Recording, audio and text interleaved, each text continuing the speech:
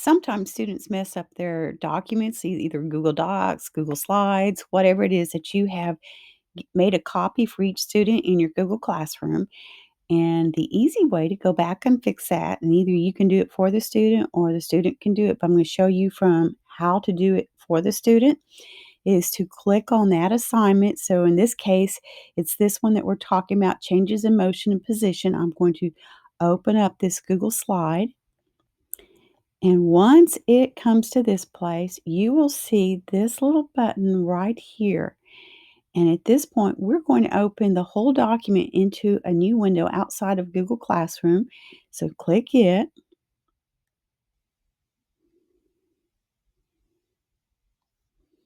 And now we're going to come up to File, and we're going to scroll down to Version History.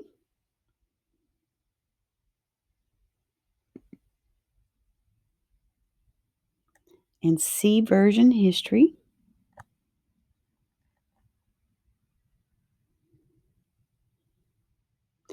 And then over here in this side, you're going to see where all the edits of the version are. And you can click this little drop down arrow, and we're going to come in here and we can actually go back to this one and just see if by chance this is the one that she messed up. And here it is. It looks like it is here that she deleted the boxes. Let me go check on these boxes and see if they're still there. See, these boxes are still here. So we should be good by just restoring this version. Often you'll have to go into a deeper version. So what I am going to do is to go back to this version and just double check and make sure she hasn't done any work that I want her to still have on the document that she does. And now we're going to go back over here and let's look at this one. All the work is still there, so we're good.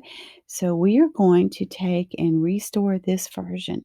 And by doing this, it'll restore the version. Sometimes you'll want to just copy one of the slides.